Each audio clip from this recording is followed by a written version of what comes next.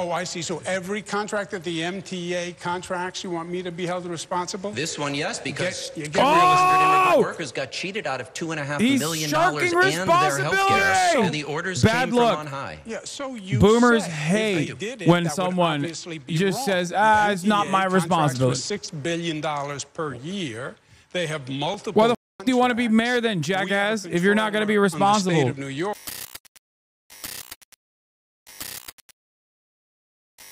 Anyway, the mayoral debate is soon to begin. At the time in 2021, I was covering her campaign. Nobody thought she was really going anywhere. She was the sanitation commissioner. People were surprised that she was even running, and then boom. One day on a Sunday, the New York Times came out for Catherine Garcia. It changed the entire race, and she became. Caitlyn Jenner is dividing LGBTQ Israelis as Tel Aviv Pride's guest of honor. Lander's going to try to use this and push this forward with the same momentum, but it's not the same. The New York Times has decided not to weigh in. It's not the same, but I do think it's spell territory. Like, we know it's not the same. We're watching it each and every day, but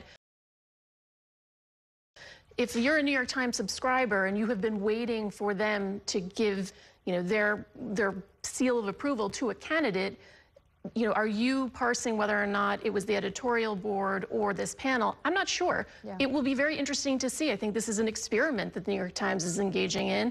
I would have certainly like to see them do a full-throated endorsement. I'm sure the candidates would have liked it a lot sooner as well.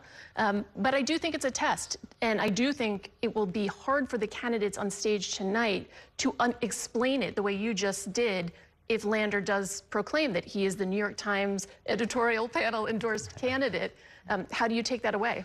Greg, you're shaking your head. You don't think this matters. I don't think endorsements have the weight that they did even 4 years ago. Why? Because there is an absolute cataract of content that is shot in everybody's phone every moment that it just doesn't have the impact that it used to have. And again, I agree with you that they make I talked about Alex Padilla already. 7 people Brad Lander definitely has 7 votes. I can say that definitively. The timing on this, though, is tricky. There is a little bit of indication in some of the polling that Lander's got a little bit of momentum. He's clearly sort of in 3rd place. But Adrienne Adams also just went up on air because she was late into the race and just got her public matching funds. I think we're going to see some very interesting polling at the beginning of next week. Early voting will have already begun, but in this final week, 10 days, I think we're going to see some indications that things have shifted. Even in one of the polls that came out this week, not necessarily indicative of exactly where the race is at. In the next to last round, Lander was within 3 points of Mamdani for who would go on to be against Cuomo in the final round. There's a lot of potential movement here, and I think the question of whether Cuomo's numbers come down further in these polls to come is really something worth watching, because that's some of the trend here, I think. Yeah, I mean, even in some of the, the internal polls have been flying around. People are putting out tons of polls about how he's the winner, she's the winner, et cetera. But the last legitimate poll that was out there was from Emerson College a couple of weeks ago, and it said that Andrew Cuomo's unfavorables were 47%. And everyone in New York City, I would think, mostly everyone in New York City, knows who Andrew Cuomo is. So how do you even change any of those minds? Well, that leaves 53%. If all 53% rank him ahead of Mamdani, then he's in good shape. Adrienne Adams, by the way, there was this weird episode yesterday where she put out a post on social media attacking Mamdani, sort of, and then took it down, but then later said that she still sort of stood by it. Meanwhile, Mamdani actually encouraged people to give her money. So I don't really know whether she's decided whether to attack him or not. Her team had said that she did not write this tweet. Basically, it was a video of Mamdani on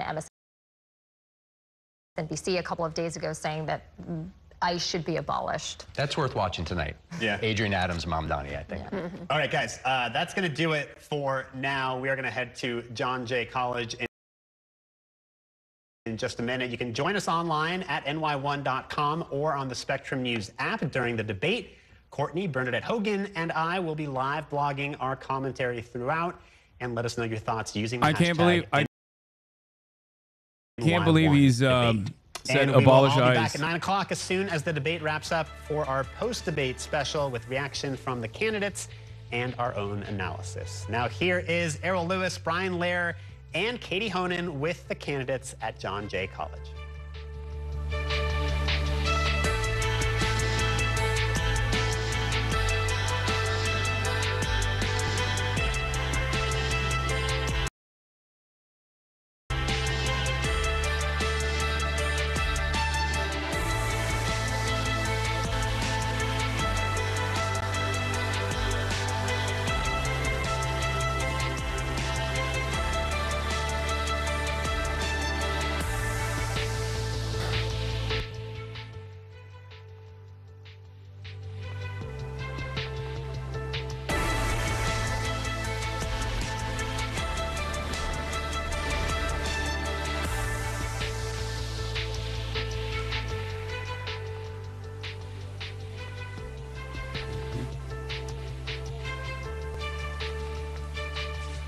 Good evening. Welcome to the final Democratic primary debate in the race for mayor of New York City.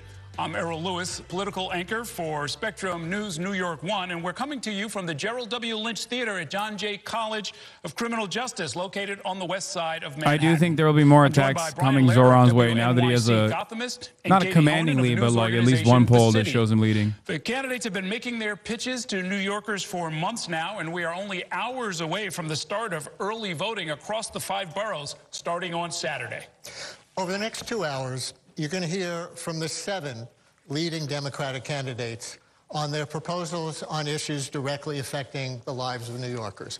A reminder that the mayoralty is currently held by Eric Adams, who has withdrawn from the Democratic primary and is running in the November general election as an independent candidate. Tonight's debate is brought to you by the New York City Campaign Finance Board, the city agency that administers the Public Matching Funds program.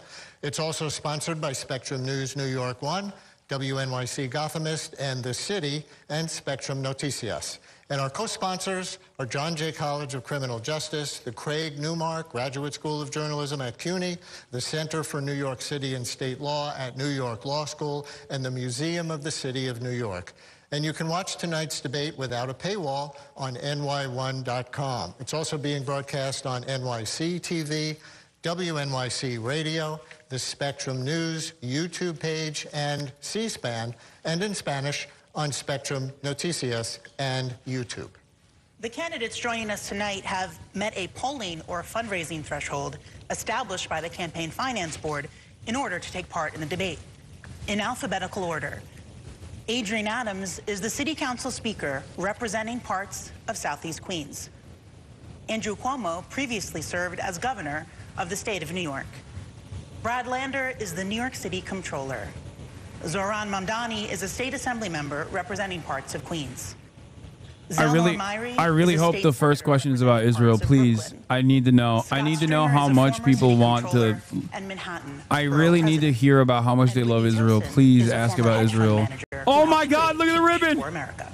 Now for the rules. The rules that you see on your screen right now have been agreed to by all of the candidates. Each candidate will deliver an opening statement of up to 45 seconds. Answers to our questions will generally be limited to 60 seconds. Wait, is Cuomo not attending? Did I miss him? The moderator. And candidates will have an opportunity to ask one opponent is the ribbon one bigger? Question during our cross-examination round. We're going to begin with opening statements. The order was determined by a random drawing this morning, and so we'll begin with Scott Stringer. Good evening. Well, good evening. Look, I love New York City. And I was born and raised here. And I love Israel. And I believe the future of this city can be limitless. But let's face it, people are feeling that it's getting tougher to live here. People who built our neighborhoods are leaving the city. Young people who want to lay down roots here do not see enough opportunity. I say enough. I hope everyone declares their allegiance, because otherwise I don't know who to vote for. We need a mayor who has a vision to build affordable housing, to enact universal child care, to build a public school system so that kids can thrive. I've seen the best of this city in every neighborhood, as controller, as a borough president, as a state legislator. And I know that right now, at this moment, we need somebody who has the ability to make sure this city can rise again, and I'm going to do it. Okay. Next is Elnor Myrie. This morning, I was on Flatbush Avenue getting my hair cut so I could be fresh for this debate. He loves the anecdotes. Walked in and didn't talk to me about politics. She said, "What are you going to do to fight for immigrants like me and my husband?" I got on the train as I left, and I ran into a mother who said, "What are you going to do to fight to help make our schools world class?" He loves his anecdotes. So here's the thing. You're going to hear a lot of promises, a lot of nice and cute things on the stage tonight. But when you put your head to the pillow, you want a mayor that is going to fight to keep your family safe, fight to keep that roof over your head, and fight to give you opportunity. I know that because that's what I think about every single day. And I'm ready to put the gloves on as the next mayor to fight to make that a reality. Thank you. Next candidate is Whitney Tilson. Good evening. I'm Whitney Tilson, and I'm not a politician. I'm a businessman and philanthropist, and I entered this race because I love this city, but right now it's a mess. It's not talent that we lack. We've got the best and brightest, nor money. We spend double that of any other city in the world. It's leadership, and we can't afford amateur hour in City Hall anymore. it is rightly said that being job of mayor of this complex, enormous city is the second hardest job in the world. That's why we need a mayor who's experienced, competent, and can get things done, not a social media phenom with cute videos. Someone who can balance the budget and make tough choices, not pie-in-the-sky promises that there's no realistic plan to pay for, and someone who will keep us safe by ending chaos, not inciting it, by supporting law enforcement, and by not threatening to defund and dismantle our police. I will be that mayor, and so I'm asking for your vote. Thank you. Okay. Our next candidate is Adrienne Adams. Thank you very much. My name is Adrienne Adams, and I'm running for mayor because I'm an everyday New Yorker, just like all of you are. When I open my front door, I see what every New Yorker sees, and that is we are in need of a change. I raised 4 children in Southeast Queens in the same home that we live in. I buy my own groceries, so I know the costs of groceries for everyday New Yorkers. Look, as the leader of the city council, leading the most diverse city council in the history, led by a women majority, I realize what leadership truly is. I'm already doing the job. I have successfully negotiated 3 city budgets. I'm now in the middle of negotiating my 4th city budget. I continue to lead and step in where our current mayor has not, where we have fought through the city council budget cuts. We have saved public libraries and pre-K. I'm Adrienne Adams, already doing the job, asking you to rank me #1 to be the first woman mayor of the city of New York. Next candidate is Brad Lander. If you watched last week's debate, you already know I'm not the flashiest candidate in this race. Damn. I don't have a famous father. I'm not the best at TikTok. My daughter's here. All her videos do better than mine. But I love this city. I believe in its future. God, you are so zesty, Brad. Government work better. You are As controller, I've saved taxpayers over $2 billion. He is dork maxing every time, dude. Manage the pension funds to record highs. I've built or saved over 50,000 affordable homes. As mayor, I'll deliver 500,000 more.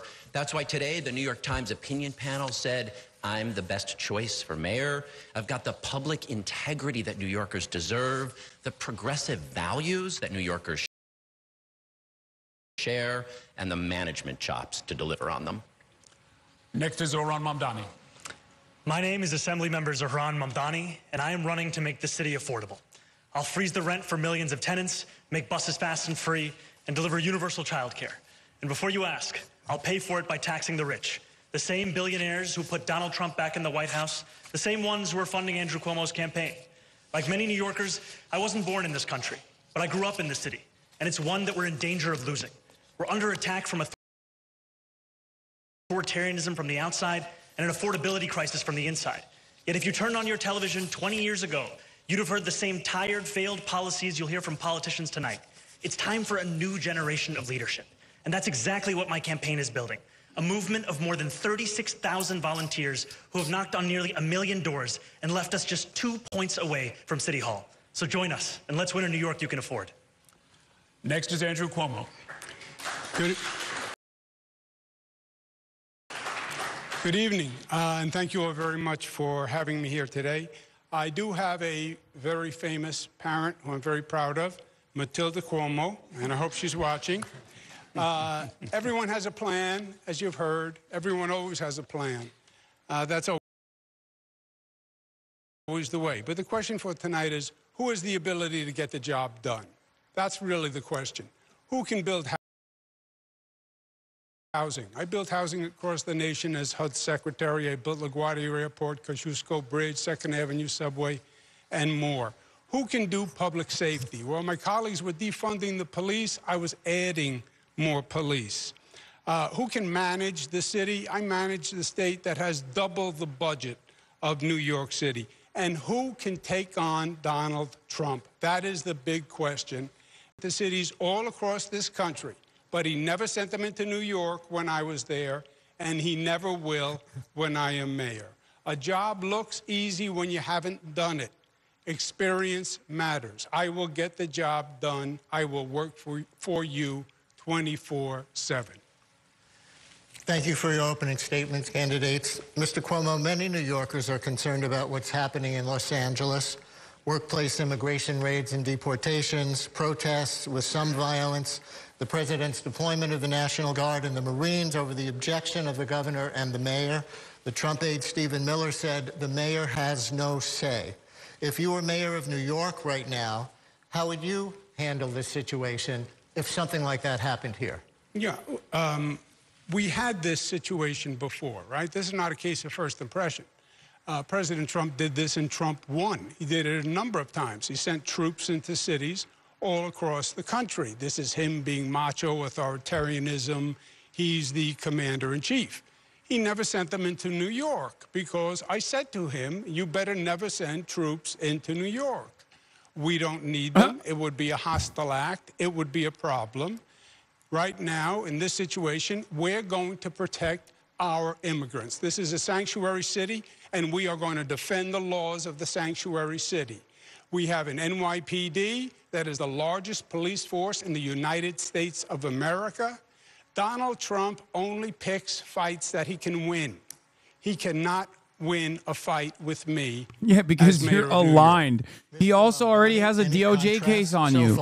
You're compromised. You know, what is so troubling to see right now is we also have the NYPD assisting ICE in some of those very missions right here in New York City.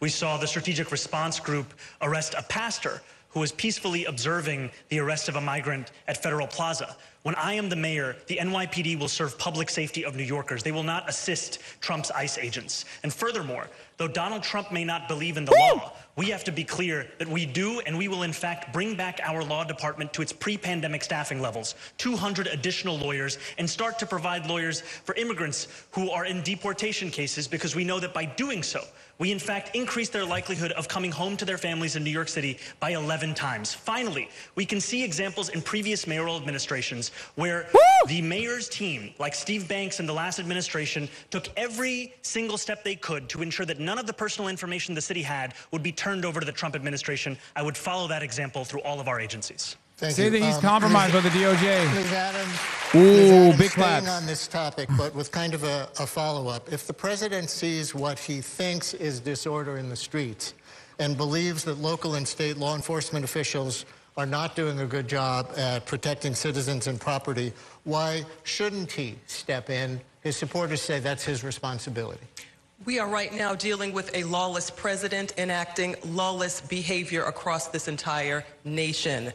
As one who continues to speak up and out against Donald Trump, currently Donald Trump would like to bring ICE back onto Rikers Island, which has been illegal since the year 2014. Through an executive order put forth by the deputy mayor of the city of New York, not the mayor of the city of New York, which is unprecedented.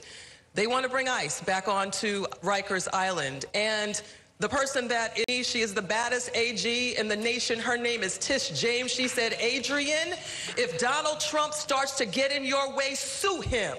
So I am suing him. I am suing the mayoral administration and Donald Trump's ICE.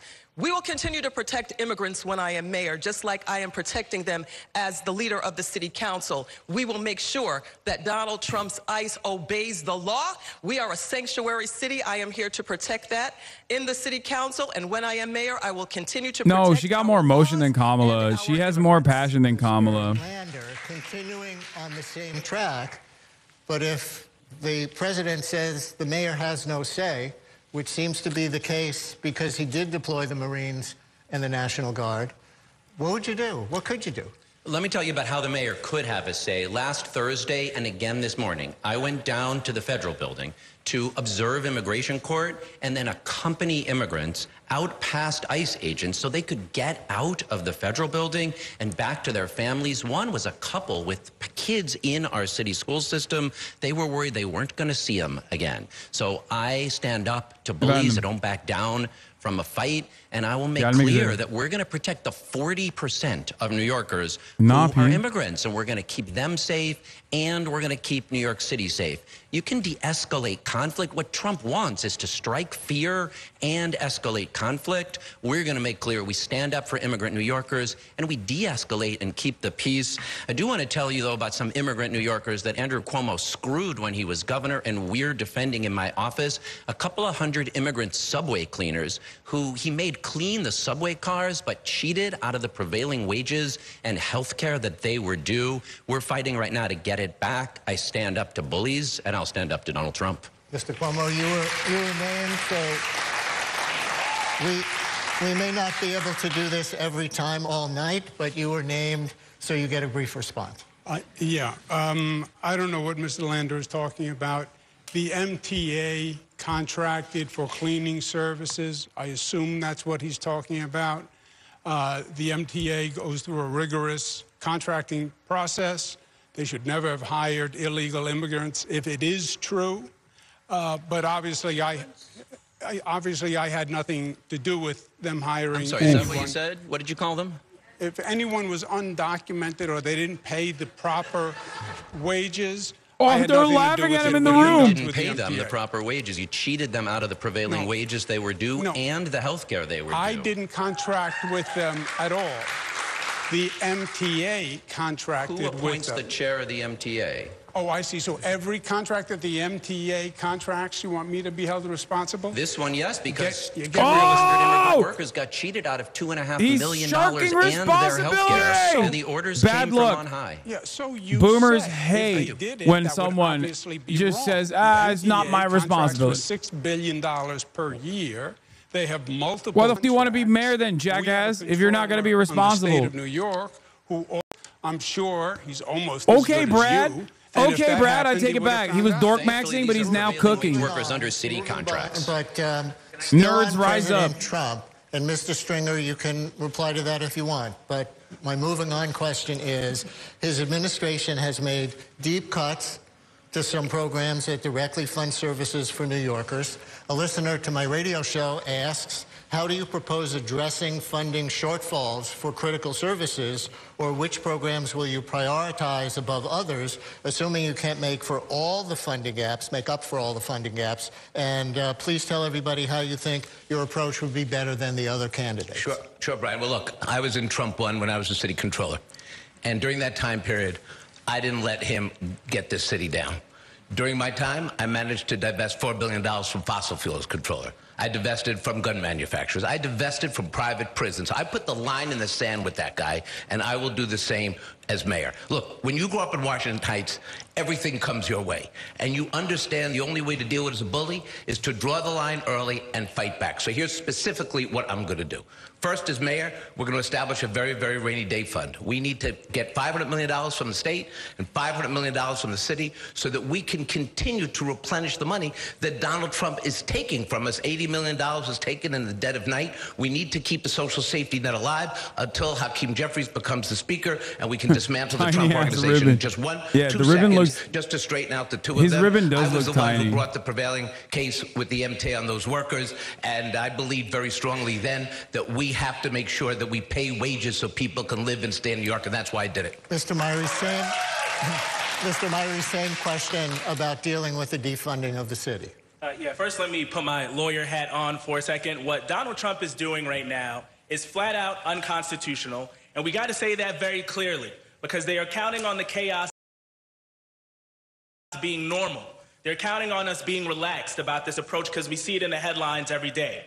It is flat out unconstitutional, and we should not, as a city, hesitate whatsoever to bring it to him when he's coming after our folks in this city. So look, I want to hire 50 more lawyers to our law department so we can go on the offensive. And the best way for us to be independent of the Trump cuts is to expand our tax base. That is why I want to deliver 1 million homes over the next 10 years. It's why I want to extend pre-K and 3K to 6 p.m. It is why I want universal after school for everyone. This has to be a city where you can raise a family, where people can make the choice to stay here, when they can spend their money in our local economy. We can create $18 billion over the next 10 years if we create 1 million homes over the next decade. That is what I plan to do, and I plan to go on offense every single time this bully comes after my city. Mr. Tilson, you'll get the last word on this. People are talking about standing up to President Trump. Can it ever be smart, in your opinion, to hold your tongue about your worst opinions of him so that New York could possibly get better treatment, or would that not be effective? Yes, possibly. There's a grim anniversary coming up on Tuesday. It is the 10-year anniversary of Trump coming down that escalator, spewing hatred and xenophobia, him tooth and nail every day of those 10 years. That said, he is a childish bully, and getting into a Twitter war with him needlessly would hurt our city, I think. He tweets a lot of crazy stuff, and most of the time, if you simply ignore it, he moves on to his next childish foolishness. So to your question, I will fight Donald Trump as mayor, stand up to him, sue him if necessary. But my job is to serve the people of New York, and that sometimes involves not provoking. You guys are booing the guy with the biggest ribbon, a community of anti-Semites, clearly. 10% of our city budget. The ADL was right. The ADL was right. Ethan Klein was right. I've manifested a community of anti-Semites. You are not supposed to boo the candidate with the biggest ribbon who says to ignore Donald Trump. Just ignore him. It's fine. Elected to any office. So, and then if we consider age, one of you would be, if elected, the oldest person ever to be sworn in as mayor, while another would be the youngest mayor to take office in more than 100 years. So let me start with you, Mr. Mamdani. What do you say to critics who think that a 33-year-old assemblyman who's only been in office 4 years needs more experience before becoming mayor? Oh, my mistake. I didn't realize you guys were saying you're booing him because you want a bigger ribbon. To judge me by the campaign that I am running. A campaign we began with about 2 full-time employees polling at 1% that has now grown to be one where we manage over 36,000 volunteers that have knocked on nearly 1 million doors. And ultimately, what I will deliver to New York City is what I've been delivering in this race: innovation and competence. And I will do so by hiring the best and the brightest. Because for too long, we've had an understanding of leadership where you simply want to replicate each one of your ideas and hire the people who will be quickest to say yes to whatever you say to them. I will instead hire the people who have the track records, the excellence, the fluency. And it has been a pleasure to meet with incredible officials like Maria Torres Springer, like Patrick Gaspard, like Steve Banks, like Amit Baga, so many who have delivered that public service and that public excellence in this city. And that is what I would be doing as the next mayor of this city of New York. Mr. Myrie, similar question. What would you say to New Yorkers concerned that your legislative record, however lengthy, is not the same as running an organization of 300,000 employees? Listen, I think New Yorkers want a mayor that is going to deliver results for them and to do it when it is difficult to achieve. I've passed over 60 bills that have become the law. But when I ran for state senate back in 2018, Albany was dysfunctional.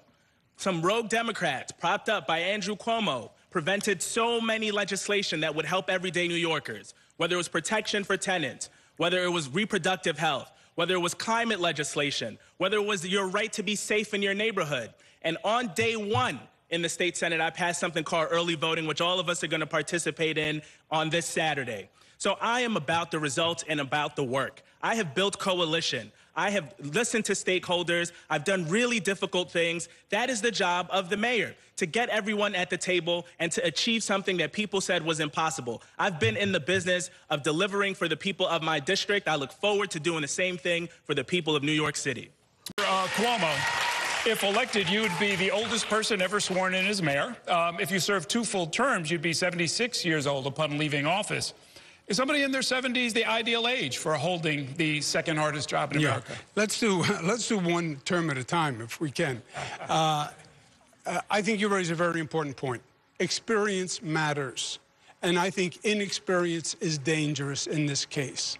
Mr. Mamdani has had a staff of 5 people. You're now going to run a staff of 300,000. He never says his last name right, by the way. He's never dealt with the city council. He's never dealt with the Congress. He's never dealt with the state legislature. He's never negotiated with a union. He's never built anything. He's never dealt with a natural emergency. He's never dealt with a hurricane, with a flood, etc. He's never done any of the essentials. And now you have Donald Trump on top of all of that, and he's never dealt with what I think is the greatest national threat that we face in this president. To put a person in this seat at this time with no experience is reckless and dangerous. To Mr. Lander and his experience, remember, this was the fiscal watchdog under the Eric Adams administration, which was like the bookkeeper at Tammany Hall.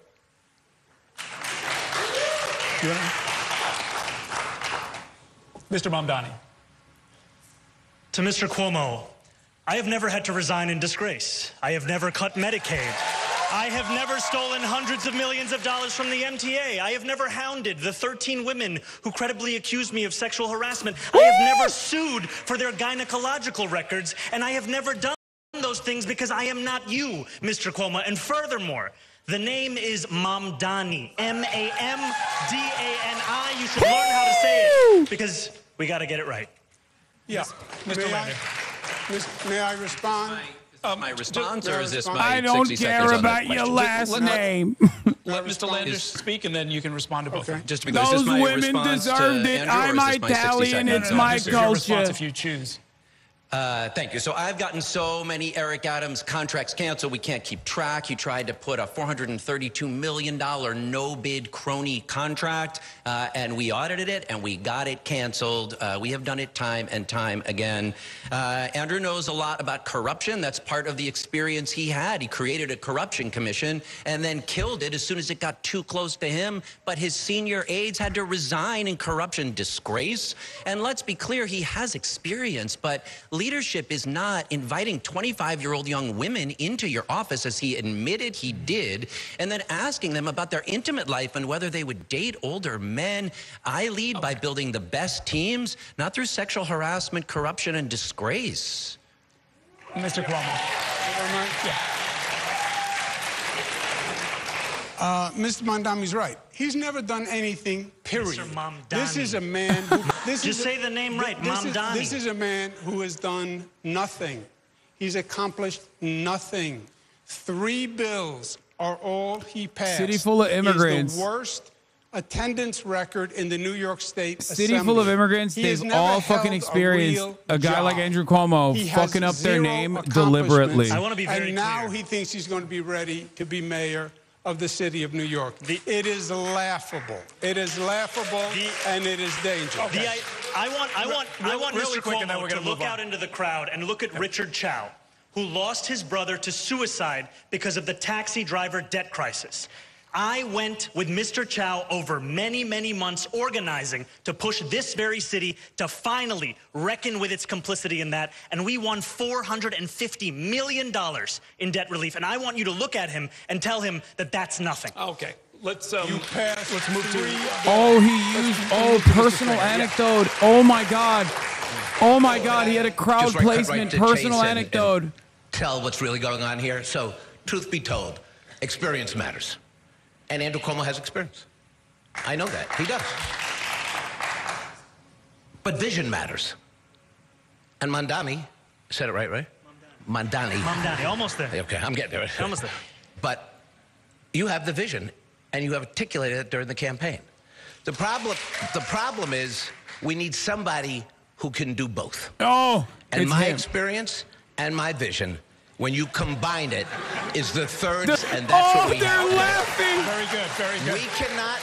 We cannot have a mayoralty on training wheels, but we also have to have a mayor who's willing to go to town hall meetings, to meet with the voters where they are. And that hasn't happened with the experienced candidate. Every job I've had, state legislator, I introduced rules of reform in the assembly and got it passed. As Manhattan Borough president, I actually built affordable housing. I didn't do 1 or 2 rezonings. I did that as my life's work and made a difference. As controller, I built the best controller's office that Brad This is where Mamdani is supposed to turn around. This is where Zohran is supposed to turn around and basically be like, listen, experience is negligible because Andrew Cuomo's entire experience amounts to New Yorkers experiencing failure and a quality of life diminishing. We don't want that. That's why I'm running.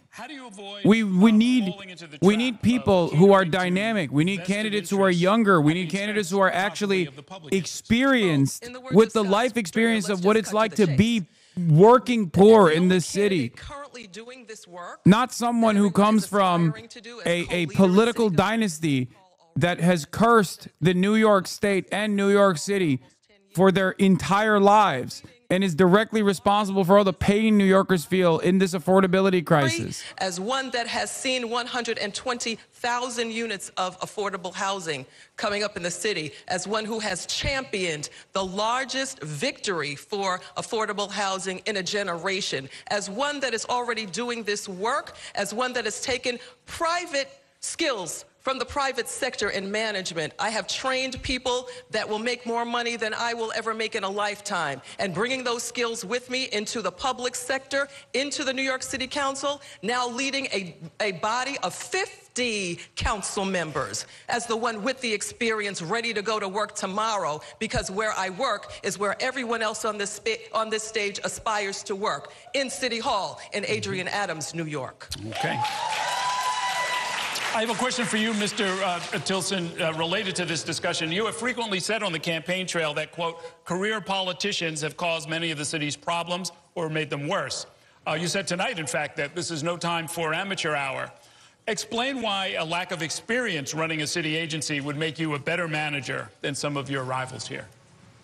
I actually view not being a politician as a feature, not a bug. It is possible to hire people into administration, of course, who have the experience of running a big bureaucracy. I would point to Mike Bloomberg as my inspiration when I decided to run for mayor. He had never held elected office before. I think he was one of our greatest mayors. He steered us through the global financial crisis, and I believe that having someone like him, who I saw was independent of all the special interests, who in a low turnout off-season primary like what we're having right now, like, this guy is for no one. I can't in good conscience believe that there are people out here that look at what this guy has to offer and goes, yeah, that's my guy. I really want like a fucking soulless technocrat, VC guy, a hedge fund guy to run the city. That's really going to fix the problems. Well, at least got the fattest ribbon, you know. Which I think is more relevant to managing one of the world's largest bureaucracies. Okay. Thank you, candidates. It's also funny because, like, when New Yorkers are asked their top concerns, one of the biggest issues is always affordability, particularly the high cost of housing.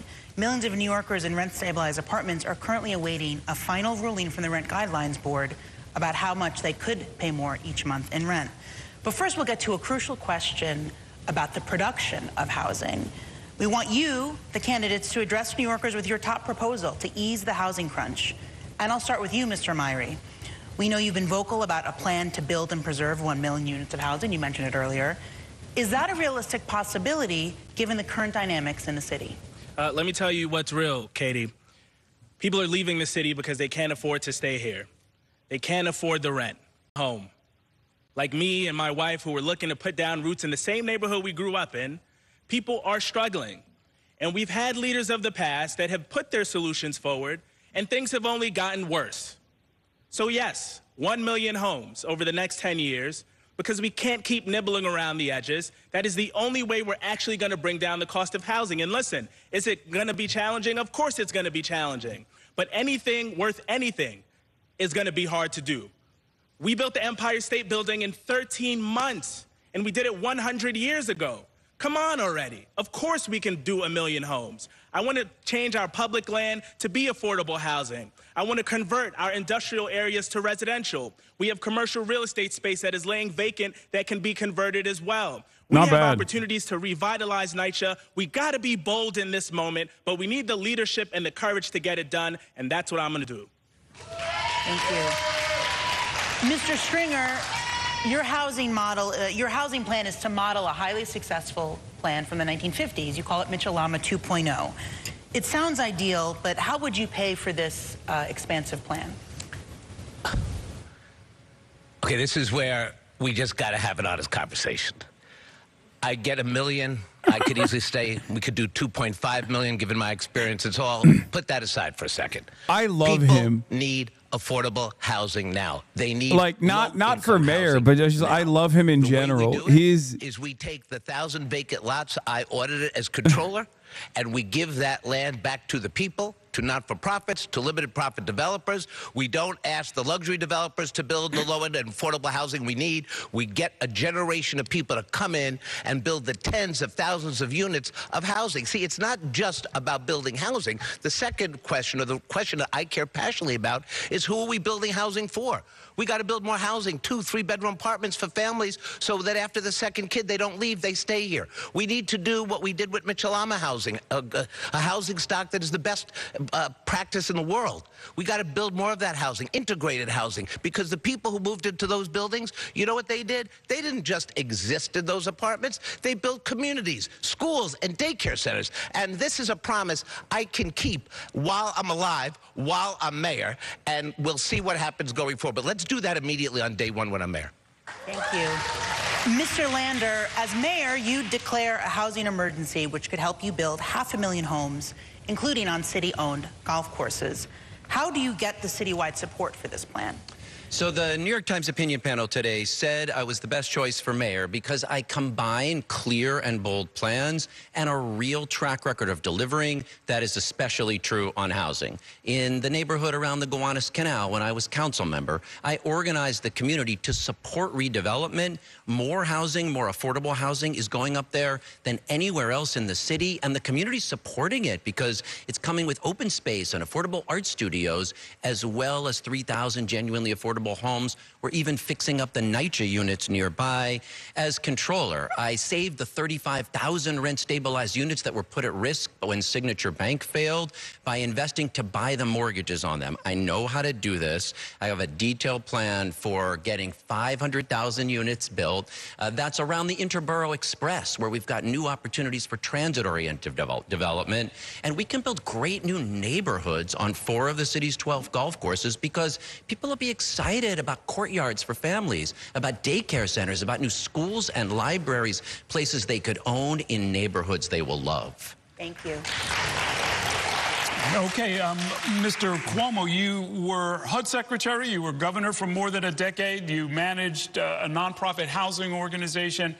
What would you say to voters who wonder if all that experience might end up being, in the end, the wrong experience, since after decades of work, we've ended up in a housing emergency here in the city?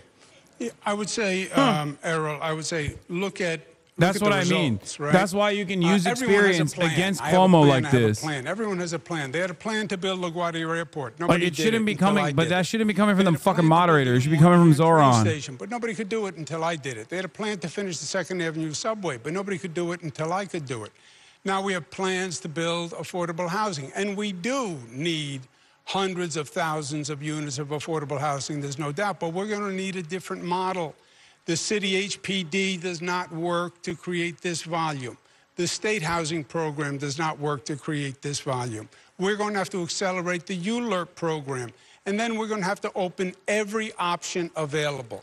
NYCHA units, office to residential conversion, every city-owned piece of property we have to look at, air rights, how do we maximize it?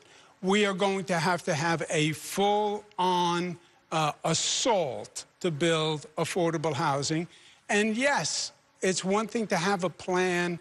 It's another thing to have the ability to do it. And that's where New York City has fallen down time and time again, not the managerial ability to complete a plan.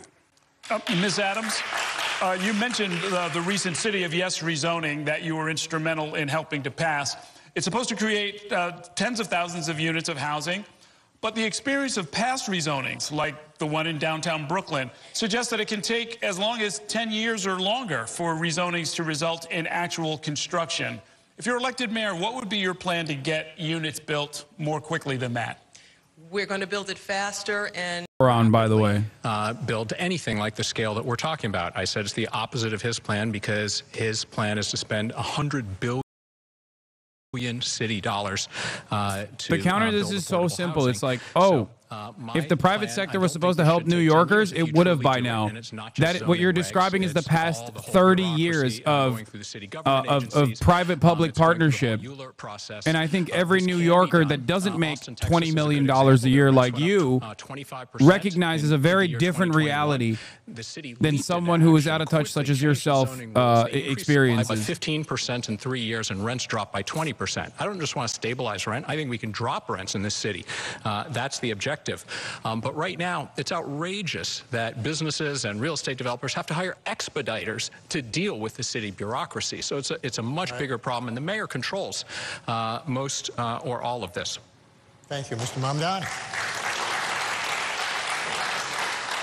I met a grandmother in a senior center in Brownsville, and she came up to me and told me that she'd been on a waiting list for 7 years for senior housing, and that she wasn't sure if she was going to be able to stay in the city any longer. The reason that my campaign is committing to building 200,000 truly affordable homes is because if we don't, we will lose the very New Yorkers who built this city.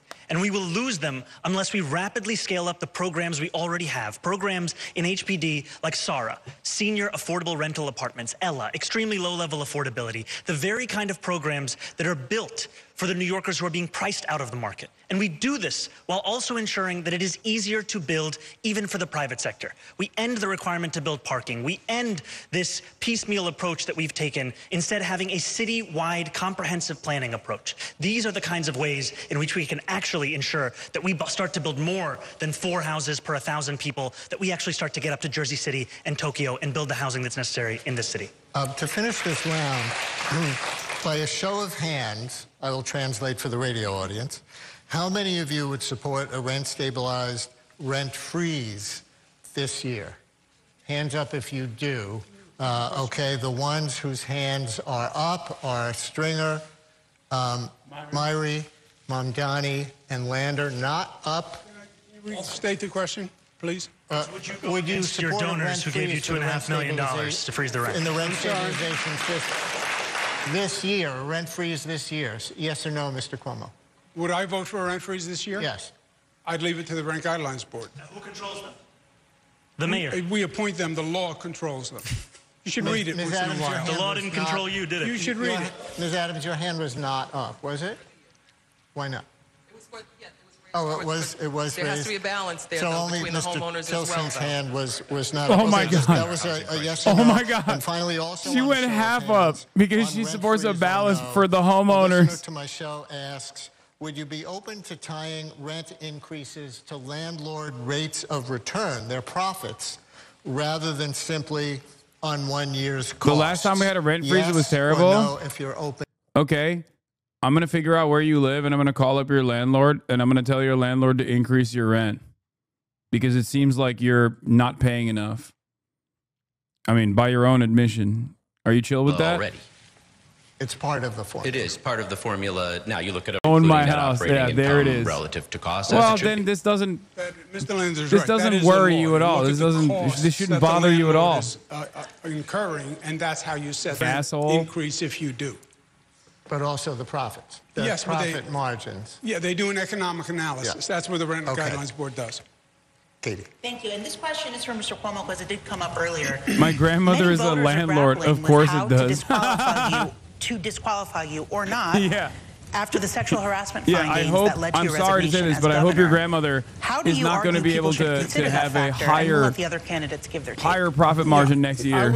I would ask them to look at the facts and not the political rhetoric that you hear on this stage. I said when the report was issued, it was all political. That's what I said. And I said nothing was going to come of it. 4 years later, we've had 5 district attorneys, Democrat, Republicans, upstate, downstate. They've all looked at them. Nothing has come of them whatsoever.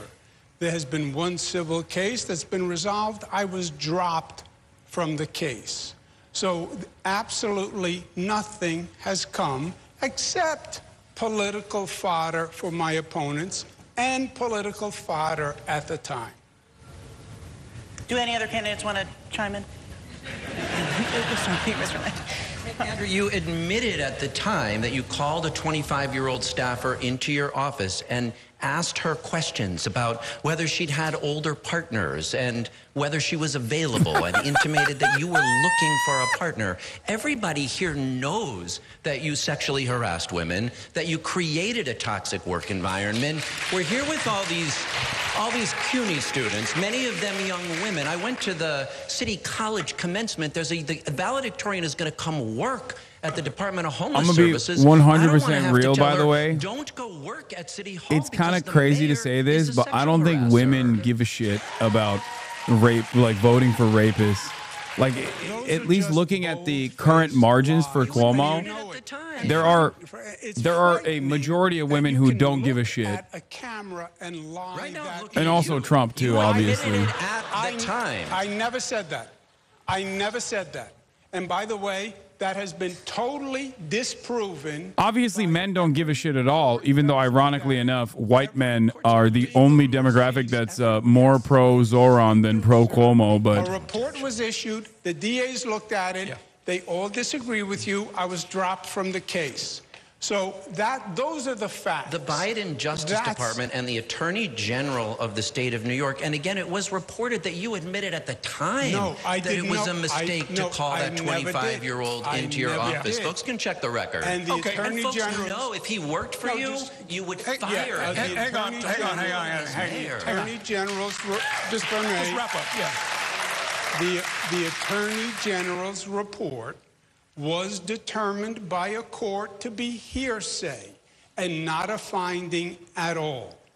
I understand Mr. Lander is just appalled. The women accused you of sexual harassment. That's what you're calling hearsay. The district attorneys looked at all those complaints, and not a single case we're going in circles. We're going to move on. Better than the facts. Obvious that this is disqualifying. Candidates. The man resigned. Should be obvious. The problem is we do not get to address the issues that New Yorkers care about. Yeah, that's just what we're going to do. That's just what we're going to do. Just hang on.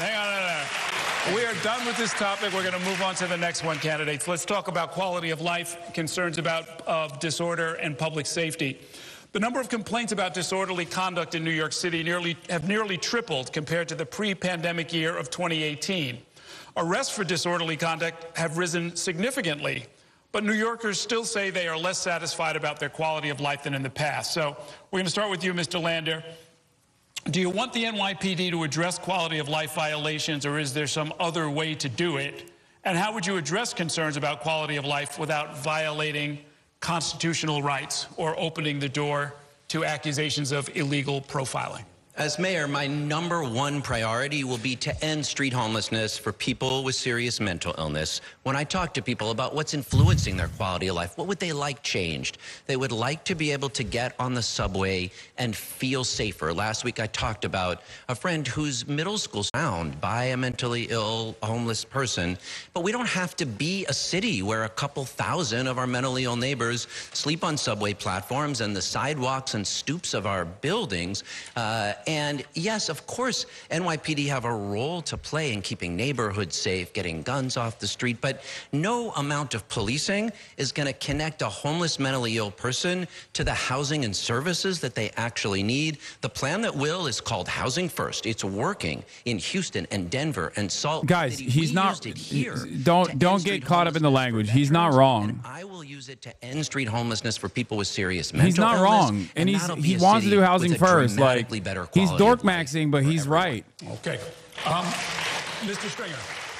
Like, what are we doing here? Answer your direct question, which is the issue of quality of life. The goal is to get people the care that they need, and the starting point for that is people housing first policies. With trash. They don't want to live with broken sidewalks. They don't want a 311 system that can't resolve the basic day-to-day issues that New Yorkers face. We've gotten away from that kind of work. You know, swagger to me is different than swagger at City Hall today. Swagger means I feel satisfied when we help somebody get the services we need. How I'm going to do it specifically, we got to have a deputy mayor. The fact you have to herd your followers and then they comment, yeah, he's right. Or maybe there's 50,000 people in here and some people disagree with me and some people don't. Responsible for the day-to-day running of the city and resolving complaints and issues. We need to measure that. Have you ever thought about that? We need to look at the data at 311. We need to do the follow-ups. I'm going to be the mayor. No, you don't think about anything because you're a fucking moron. That comes to town hall meetings and communities, just like Ed did as controller. Stupid. Roll my sleeves up, go in front of hundreds of people and say, let me have it. What do you want? What's going on? And I will resolve the complaint in 24 hours. That's the kind of mayor that we need in this city to keep people here and to make sure that we become the beacon of the greatest city in the world. Okay. Mr. Mamdani. You know, when I speak to New Yorkers across the 5 boroughs, what I hear time and time again are these very kinds of complaints. Complaints around the cleanliness of our streets, complaints around whether the parks that they love can actually be maintained. And so many of them come back to a mayoral administration that has underfunded city agencies time and time again, literally requesting to take garbage cans off of sidewalks. That's what we have had for the last 4 years. I'm proud to have been endorsed by DC 37. The single largest labor union representing municipal workers in this city, the people who run this city, trust me to lead this city. And what I will do is fully fund each one of those agencies to ensure that we are not just providing public service, we're providing public excellence so that each and every New Yorker is fine that they deserve living in this city. Okay. And so, Mr. Myrie, really in a lot of ways what I'm getting at is that the city government and a lot of voters, frankly, will reflexively reach for the NYPD as the best tool to handle what they perceive as disorder, which some people say is kind of a stepping stone towards crime, or in some ways a precursor to it. What's your take on that, and how would you handle it? Yeah, let me first say, Scott, you got a little bit of swagger. You got some sneakers on today, so I don't want you to discount yourself. Oh, my God. All right, very good. No one laughed. So let me say this. Look, I walk the streets, I take the subways just like you do. And part of the reason that people are frustrated with politics is because you walk the streets, you take the subways, and then you listen to folks on this stage, and it's completely divorced from your reality. Here's what I want to do. I think we need police and clinician teams in our subways and our streets 24/7 to get people on the path to real recovery. New Yorkers are compassionate people, but we want to ensure that people are actually getting that help. So I want stabilization centers in every borough so that we can deliver that help. Public safety requires us to do two things. We understand that police officers are necessary, but we also have to invest in the things we know prevent crime and disorder in the first place. That's why I want 50,000 more summer youth jobs, so that it is universal. We have no young person on a waiting list.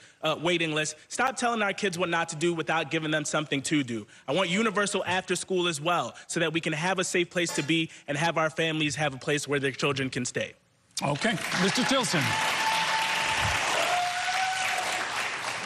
Yes, to answer your question directly about enforcing more quality of life issues. For example, I ride my bike almost every day in the city. The e-bikes are fast and dangerous, and we're riding up on the sidewalks, blowing through red lights, and cops started enforcing it, and I can tell you, being out there every day, they're now obeying the law. That is the kind of thing that contributes to the feeling of lack of safety. Cuomo's winning in most polls. Zohran is winning in one. What I would not do is but not by Cuomo's not winning by a wide margin. Corrupt, by threatening to defund and dismantle them, as Zohran has done. And we are at a 34-year low in the number of police officers. There's only one candidate on this stage, him, who has not said that he would try and build that number back up. So I think his Department of Community Safety, which he talks about, is just backdoor code word for continue to defund the police. They are demoralized. They are understaffed. And, oh, no, not the cops, we've created dude. a revolving door where an officer at the Midtown North Precinct, very close to here, actually told me she is still filling out the paperwork for most of her arrests, and the criminal is back out onto the street before she's finished. Did you want to respond?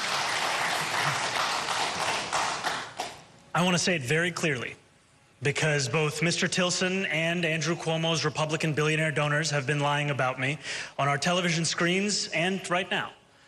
I will not defund the police. I will work with the police because I believe the police have a critical role to play in creating public service, public safety. And fundamentally, when I put together our proposal for the Department of Community Safety, it was built upon the many conversations I had with rank and file officers who had told me that they signed up to join the department to take on serious crimes. And yet what they were being asked to do is play the roles of mental health professionals and social workers. And that is part of the reason why 65% of crimes in the first quarter of this year are still not solved. We need to ensure police can focus on those crimes, and we have mental professionals and social workers to address and tackle and resolve the mental health crisis.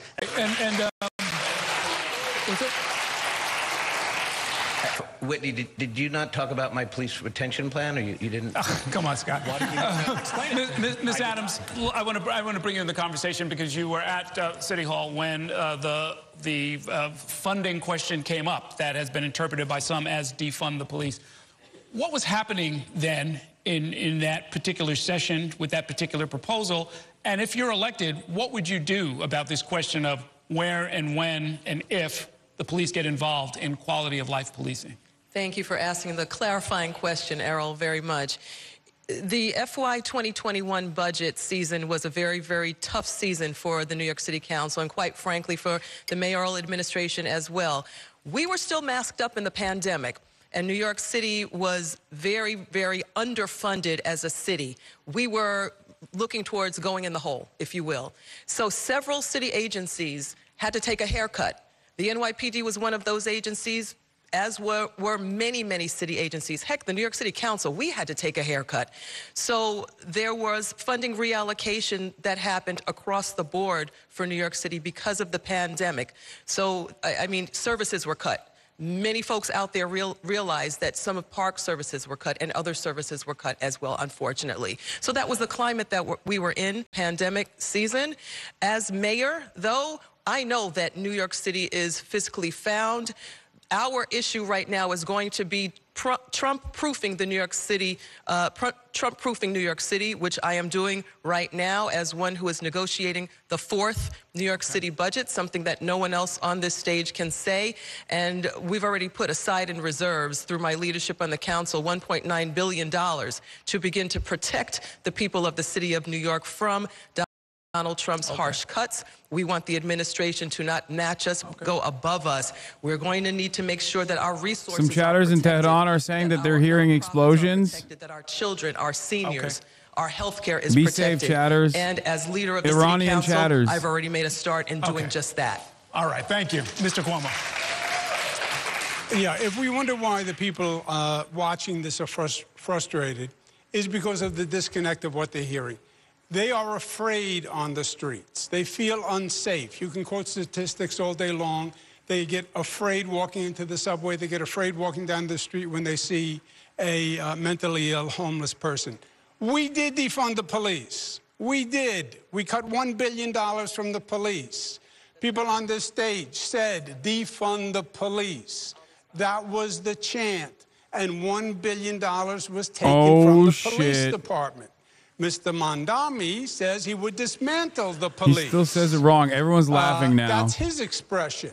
Mr. Lander said, I'll admit, progressives like me were slow to recognize the problems of crime and quality of life and mopeds. See, it's not so difficult to take responsibility, is it? That's what he said, that they were slow to realize the crime that people were living with. We have to get back to safety. I would add 5,000 police officers. Yes, we need mental health professionals who also help work with the mentally ill, and they're two totally separate things. But this city has to be safe. Opportunity for youth is part of it. But if people don't feel safe, Errol, they're not going to stay. End of story. Okay, real quick. Yeah, I mean, I think New Yorkers want accountability. They want accountability when people commit crimes. They want accountability when officers use excessive force. They want accountability when top brass violate their office. And they want accountability from elected officials. So, yes, I said we were slow to reckon with rising disorder. Here's how I'm going to actually deliver it. You've never taken responsibility for one single thing you've done wrong in your entire life. Not one single thing. You should try it sometime. Okay, Ms. Adams, real quick. Yeah, I just want to clear up the whole defund mystery here that keeps on being used as far as the New York City Council and the FY 2021 budget is concerned. Let's just be clear. The budget is negotiated with the mayoral administration. The NYPD is a part of the mayoral administration, and the reallocation of funds was done with the knowledge of the NYPD, not in any far-off land, far, far away. I don't know how long you've been out of it, Mr. Cuomo, but it's been a while. So I just want to make sure that we are clear here tonight. Old slogans and scare tactics aren't going to make anybody in New York City safer. Okay, candidates, thank you. Candidates, we're going to move on to our lightning round. That's where each candidate will answer our questions with a brief response, usually yes or no. I'm going to start with a show of hands one. Despite changes in technology, do you still have a Metro card in your wallet? Show of hands. Mr. Myrie, Mr. Cuomo, Ms. Adams still have the Metro card. God bless you. Let's go down.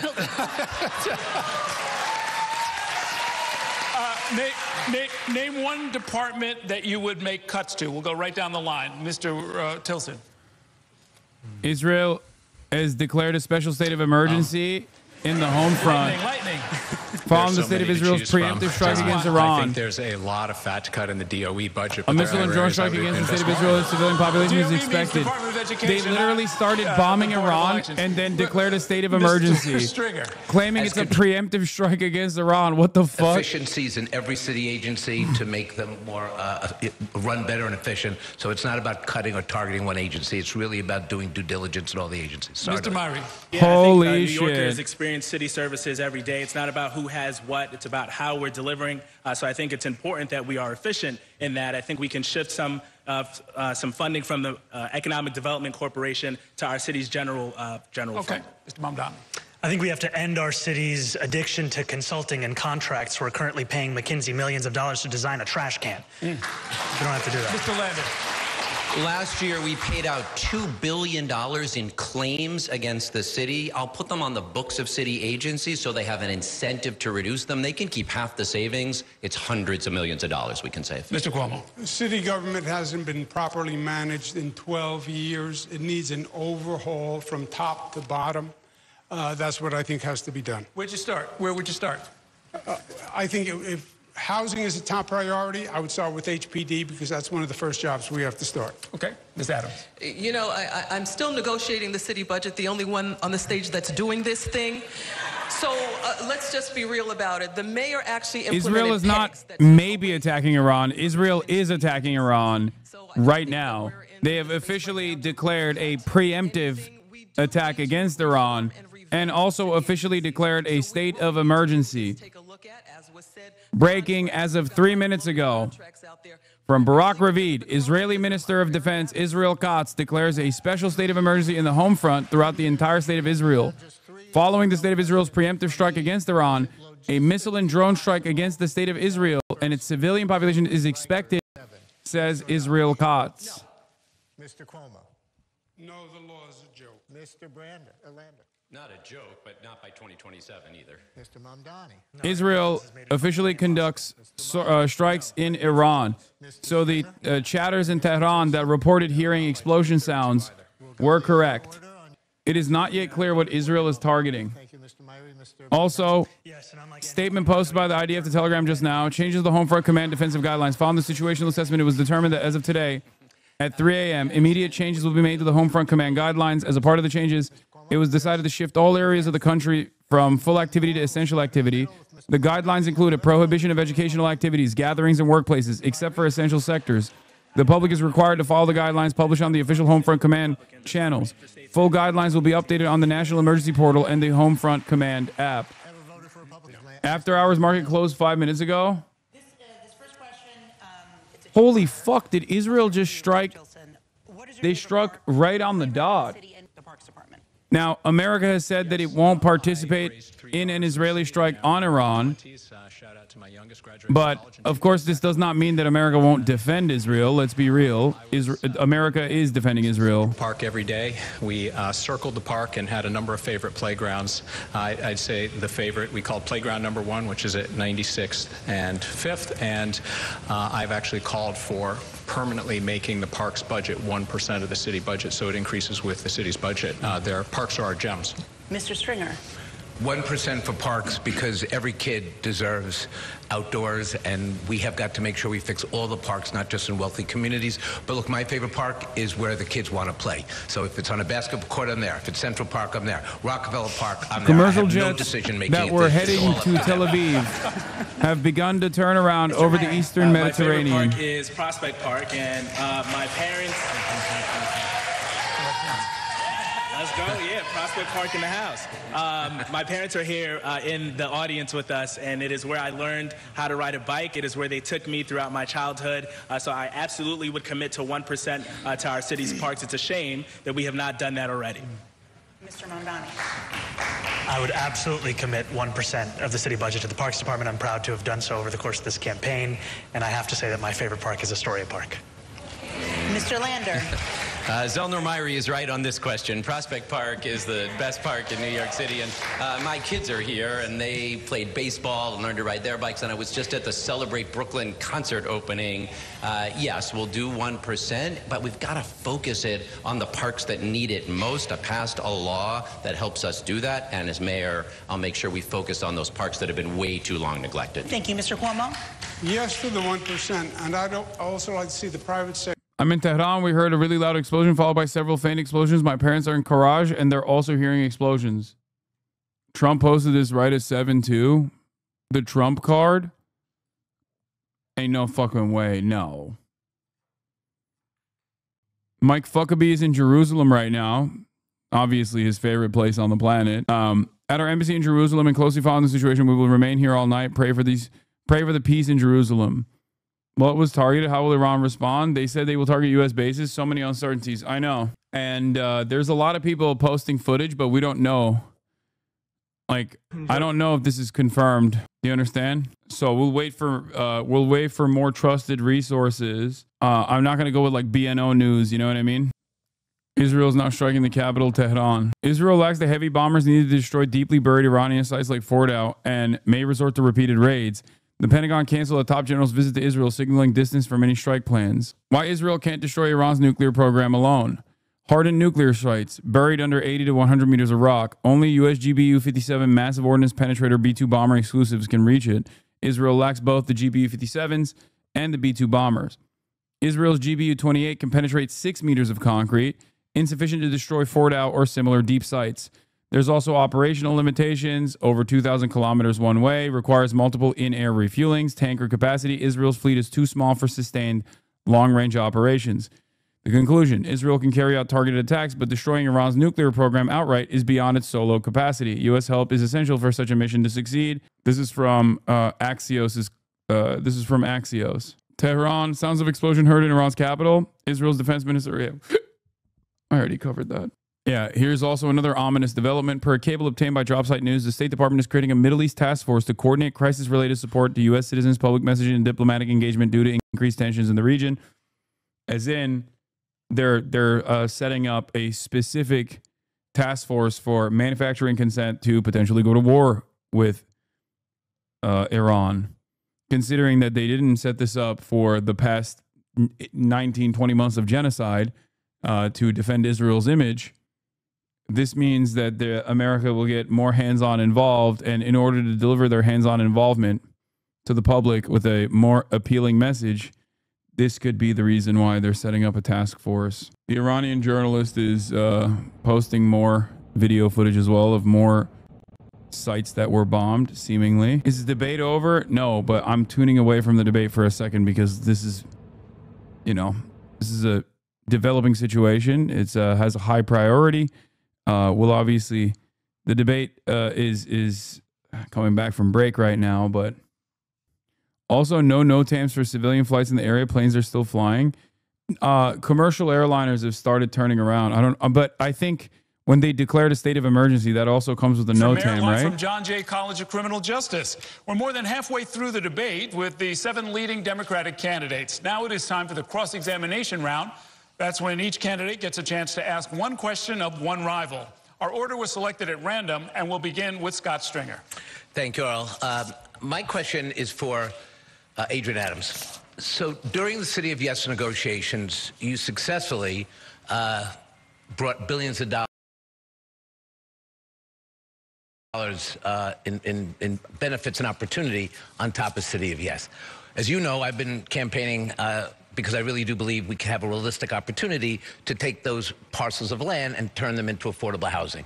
Do you envision, or would you sort of signal that that idea could be coupled with funding, the funding that you obtain when you start thinking about your own housing, implementing your own housing agenda if you were mayor?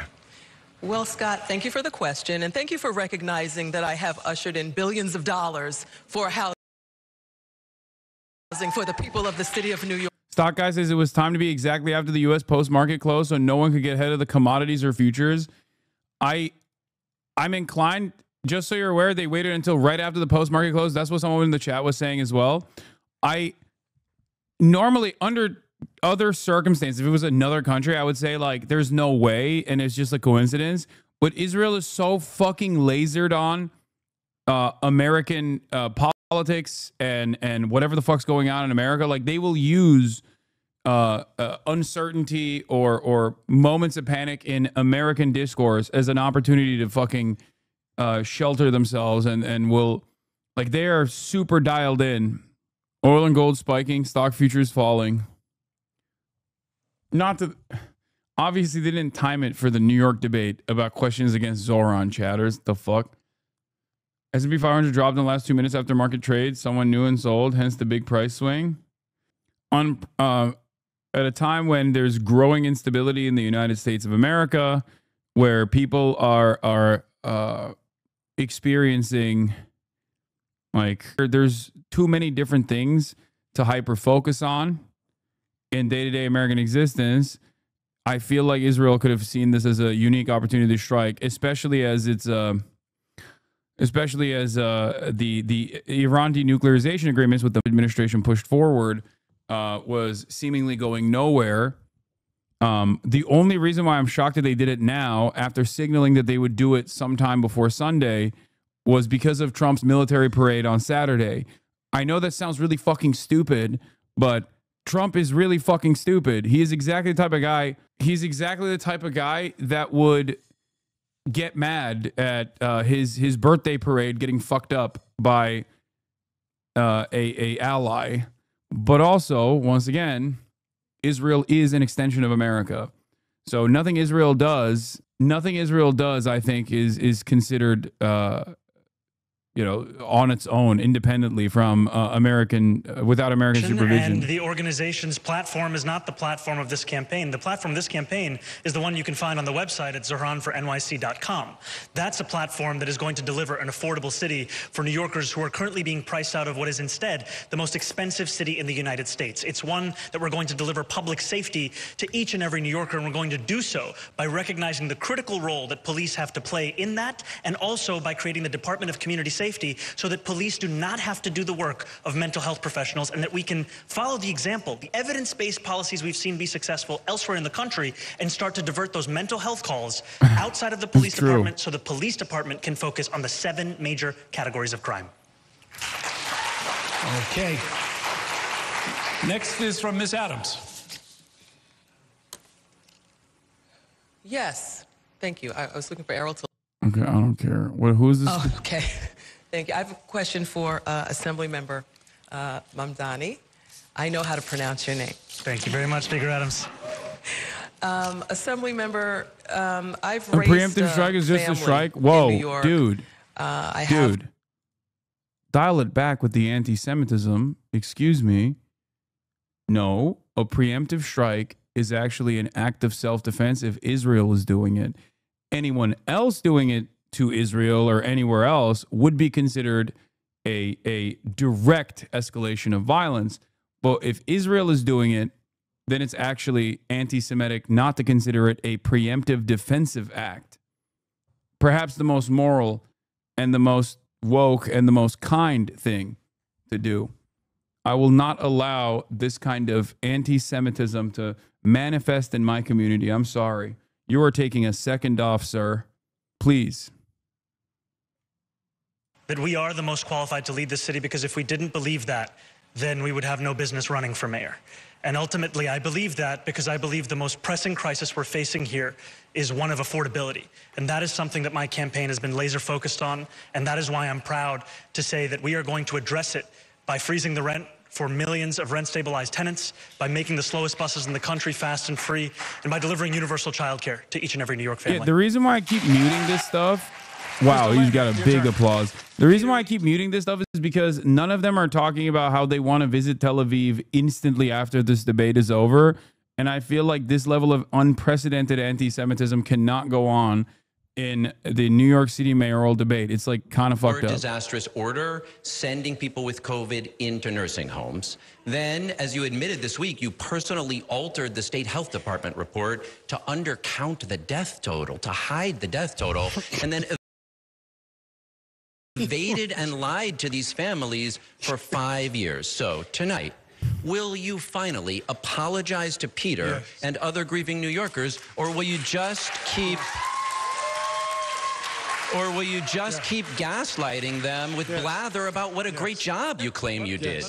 Maybe where you come from in St. Louis, facts don't matter. But here they do. So let's talk about that. Where you come from. On nursing homes, 1.2 million people died of COVID in the United States. It's horrendous. 83,000 people died in New York State. It is horrendous. It was a pandemic unlike anything we have ever seen. When it comes to nursing homes, we now know the facts because numerous studies have been done. New York State implemented... I'm not going to lie. I think they have to visit Tel Aviv even more now that Israel is preemptively defending itself in an act of combating anti-Semitism, which is when there's just another nation existing in the region and is trying to do a separate denuclearization agreement with America. So... if these guys don't leave the debate saying, Am Israel Chai, I'm going to, translated, I'm going to Tel Aviv to defend Tel Aviv with my body, with my life, that's the maximum anti-Semitism. And does not give enough credit to the women and men in those nursing homes who work so hard. Mr. Arbini lost a father. I am very, very sorry for that. He brought a legal case against the state. The legal case was dismissed. When you look at the papers on the case, there was no COVID-positive person sent from a hospital to the nursing home while Mr. Arbini was in the nursing home. So it is factually impossible, Brad, that he got COVID from someone coming from a hospital. Okay. Mr. Mamdani. You know, I want to address something first, which is that... You're going to ask a question or not? I'm going to ask a question, but Brad Lander is more of a New Yorker than Andrew Cuomo is, and to hear all of this... To hear all this about St. Louis, we have to just make this clear. Now, all of us on this stage... Wait, who are you going to ask your question to? I'm asking it to Andrew Cuomo. Okay. I feel like most people would have known I'm going to ask Andrew Cuomo the question. I knew. He's charismatic. Zohran is very charismatic. We agree. All of us on this stage have spoken about how Donald Trump is an existential threat to democracy, to this city, to this country. And Andrew Cuomo, you have received millions of dollars in funding from the very near Devori of Channel 12. The operation is coordinated with the U.S. Will you now look at the camera and tell your super Wait, PAC hold on. I want to see this. to return those millions of dollars, and to your own campaign to return that close to $500,000 to ensure that this is not a race that is bought by those same Trump billionaires? I know you don't understand the law, but it would be illegal for me to direct an independent expenditure committee. Is it illegal for you to direct your own campaign? One question, one answer. That's the law, okay? Number two, I dealt with Mr. Trump as governor. We had very, very difficult times. I got more help for New York from Trump than anyone expected. New York was one of the few places that he did not send Israel launched preemptive strikes against Iran because he didn't want to deal with me. That's the fact. I got him to send us masks. So are you going to return the $500,000 to your own campaign? And then on your point about, billionaires, let's remember this. I am the candidate on the stage who is supported by more labor unions than any other candidate. 650,000 working men and women support me. Then why is it that J.D. Vance went to more picket lines than you did? Let me finish, because they know me and they know my record. The firefighters worked with me in storms. The utility workers endorsed me because I was in Puerto Rico putting the power back together after the storms. Every major union that has endorsed has endorsed me greater than any candidate on the stage. You get the final question, Mr. Cuomo. Yeah. You get the final question to anyone on the stage. Yes. My question is to Mr. Tilson. We learned today that, shockingly, Mr. Mamdani is not part of the DSA, but we've heard his plans over and over and over. You're a financial man. You're not a politician, Mr. Tilson. Probably smarter than the rest of us in that regard. But you've heard his plans for how to build housing, how he's going to finance the housing, free buses. This is her shitting on the unions, by the way. And he said he can do all of this, and our taxes will not be any higher than New Jersey's taxes. Question. You're a financial expert. By the way, this is the reason why he's on that stage, so they can double team Zohran. No, dude? Is telling the truth.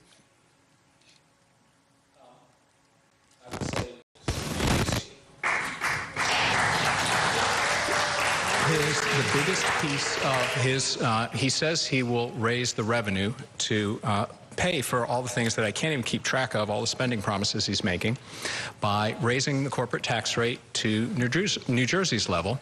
What he is failing to acknowledge is that there are already many other city and state taxes that, in fact, if his plan were implemented, would result in New York City businesses paying double the tax rate of New Jersey, triple that of Connecticut, 5 times that of Florida, which would lead to an exodus of businesses and jobs and crush our city. But even more preposterous is that this all has to go through Albany. There is no appetite for what he is calling for. This is a double team. This is the reason why he's literally on that stage, so that Andrew Cuomo could attack Zohran without directing the question to Zohran. So they're doubling down and double teaming him. That's truly delusional. So I want to double taxes in New York City. I want to double spending in New York City, but I want to do it the way Mike Bloomberg did it, by doubling the size of the economy, which he did over 12 years. It's economic growth that we need, not destructive policies that would crush growth. Okay, thank you. Thank you, candidates. We're going to move on to a new topic. It's a way to attack Zohran without Zohran being able to respond. That is literally his primary purpose. He's running just to fuck Zohran over. Unofficial but important task of every New York City mayor has been to bring New Yorkers together, even on issues of passionate concern where finding common ground is difficult. So let's talk for a few minutes about what kind of job you would do in this area. Mr. Mamdani, what is your message to Jewish New Yorkers who are supportive of Israel and fear for their safety in this current political climate? That I hear them, and that I have heard them over the course of this campaign and before that. After the days of the horrific war crime of October 7th, a friend of mine told me about how he felt sitting in his synagogue for Shabbat services when he heard the door open and a chill went up his spine as he turned around, not knowing who would be there. And I heard that even just recently from a Jewish man in Williamsburg who told me how he locks the very door that used to be unlocked for so many years out of a concern for his safety. I will protect Jewish New Yorkers and deliver them that safety. I will do so as the next mayor of the city. And ultimately, what I will also say is to New Yorkers who have a disagreement with me on any issue, but also on the question of the Israeli government's policies, that disagreement, I know, is rooted in a shared sense of humanity. And in the words of Ed Koch, if you agree with me on 9 out of 12 issues, vote for me. 12 out of 12, see a psychiatrist. And just as a follow-up, Mr. Mamdani, when it comes to the boycott and divestment movement, okay, I gotta see a psychiatrist. Israel, which you have supported even before this campaign, what would you say to people who feel that that is an existential threat and that despite your position of wanting to keep people safe, they feel like you have an agenda or are in league with people who have an agenda that makes them feel fundamentally unsafe? I've been very clear, and I will continue to be so, which is that at the core of my politics is a belief in nonviolence, and that my support for compliance with international law is support for nonviolent movements that seek to do so and build on the example that we saw with South Africa. And ultimately, what my focus will be, however, is not on what is happening outside of this city. It is going to be on making sure this is a city that is affordable for each and every New Yorker. What is currently the most expensive city in the country finally be one that the working class New Yorkers who built it can afford to live in, and to ensure that each and every New Yorker feels represented by me as their mayor. Because you can win an election with a majority, but it is your job to represent every single person across this city. Okay. Mr. Cuomo, according to Muslim American organizations, you never made a public visit to a mosque during your 10-plus years as governor. Why the reluctance? Yeah, I believe I have. I would have to check the record. But let me correct the record here, if I might. The Mr. Mamdani is dangerously. But wait. Let me ask you about this. Because this was an issue in the 2018 campaign when you were running for re-election, when they said that in 7 years you had never visited a mosque. Did something happen in the several years beyond that? I believe I have. I know I've participated in many forums with imams. I am not, off the top of my head, I can't tell you where I went, but I'll check the record, and I will. So let me just get to the point then. I mean, what would you say to more than 760,000 Muslims here in the city about whether or not you would reach out to them, make them feel welcome, make them feel protected at a time when... I would say we are a city of immigrants. I welcome them. I love them. I'm not Mr. Mamdani. I'm not anti-Semitic. I'm not divisive. I didn't say I would boycott Israel. I didn't say I would divest from Israel. I didn't say I would sanction Israel. I don't give forums to anti-Semites. What does this have to do with... I don't give forums to extremists who blame America for 9/11. I didn't say that I would boycott Cornell Technion because they're pro-Israel. He is the flip side of the coin of Trump. Trump says he'll boycott Cornell because they're anti-Israel. Was he talking about me? He says, I'll boycott Cornell because they're pro-Israel. Division is our death in this city, this state, and this nation. And division is what Trump sells. We should be selling unity, not the division that this man is spreading. Mr. Mamdani. By the way, question about Islamophobia. Ridiculous to hear Mr. Cuomo talk about himself as a man of unity when just yesterday we found out that his super PAC was sending mail that artificially darkened and lengthened my beard to stoke the very fears of that division in this city. The reason he doesn't have a message for Muslim New Yorkers is because he has nothing to say to us, because he doesn't see us as if we are every other New Yorker. And ultimately, the campaign that I am running is a campaign that seeks to go beyond the politics of the Trump era, where candidates on the stage describe me as a monster, describe me at the gates, where they say that I am, in fact, the other. This is a campaign to bring people together. It's why we have the support of Jewish and Muslim New Yorkers. It's why we have the support of people across the 5 boroughs. Real quick. Yeah. You don't bring New Yorkers together by saying President Obama is evil and President Obama is a liar. You don't bring them together by saying Hakeem Jeffries is like George Wallace and the DAS sending ads to Hakeem Jeffries with watermelons.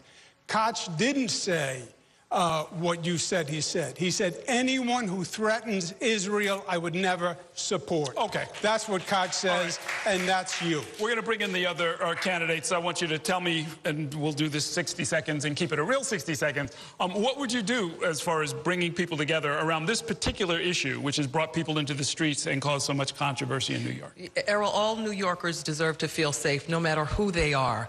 As City Council Speaker, I have allocated millions of dollars to combat anti-Semitism. As mayor, I will fully fund to protect all New Yorkers, something that our current mayor has not done. We're going to fully fund the Commission on Human Rights to make sure that we are taking this care looks like a targeted assassination of the attempt. citizens of the city of New York. Right now, that commission is significantly understaffed. 20% of their headcount is lacking.